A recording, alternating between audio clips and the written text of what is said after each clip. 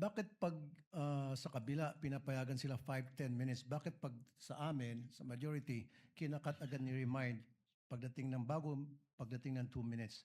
I think nakakalata na kami. So dapat pag sinabing 2 minutes, 2 minutes. Pag sa amin sa majority, pag 2 minutes, pinipindot nito.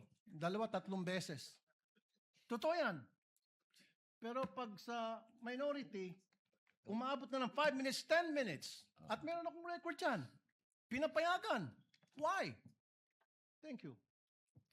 The comments of Senator Judge Rafi Tulfo is recognized. However, the chair would like to point out that in the impeachment court, there is no majority nor minority. We are all senator judges. And Senator Lacson earlier requested also an additional time to finish his point, which the chair allowed. That's why the chair reminded Senator Judge Padilla to wind up because his time already lapsed. Kaya nga, Mr. Presiding Officer, I'm sorry, I do have a lot of respect in you. Yung sa akin lang, kahit na sino senador, kapag dating na ng 2 minutes, pinipindutan ng bell eh. Ako ilang beses na ako nang pindutan ng bell. Nakakairita eh. Samantalang yung iba, hindi pinipindutan ng bell, umabot pa ng 5 minutes. I'm not referring to anybody here now. Yun lang yun eh. Kaya nga kuminsan, binubulungan ko na nandiyan eh. Oy, pindutin mo na yung bell. Para naman makapagsalita yung iba. Yun lang po. Wala na akong tinutukoy dito. Dapat maging fair tayo yung sa nagpipindot ng bell. Pag sinabing 2 minutes, 2 minutes regardless kahit na sinong senador yan. Thank you. The clerk of court is instructed to kindly relate to the bell ringer. To kindly be consistent in doing the reminder, polite reminder to the senator judges with respect to the time allotted.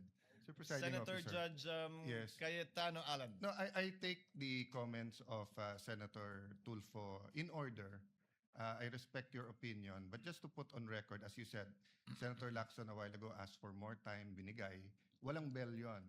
Yesterday, 2 bell sa akin. 2 o 3? Dalawa lang ang bilang ko. 2 lang bilang mo.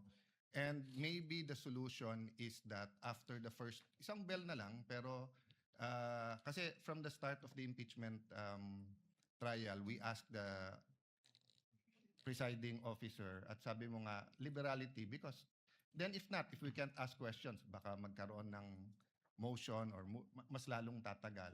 Maybe you've been doing it naman, but yun nga, yung just ask to wrap up. But konting, we all want to get back to work. There's so much that we want to do. At least, wala ngang majority-minority, but at least wala ngang threat ng kaso sa majority. Eh. Kami magsalita dito, parang may sword sa aming nakatutok. So, konting pagbibigay din sa amin ng konting liberality din sa pagtatanong. Yes. But in accordance with the rules, tama naman po yung sinabi ni Senator Tulfo. The presiding officer shall take in advisement the points raised by Senator Judge Rafi Tulfo as well as the point raised by Senator Judge Alan.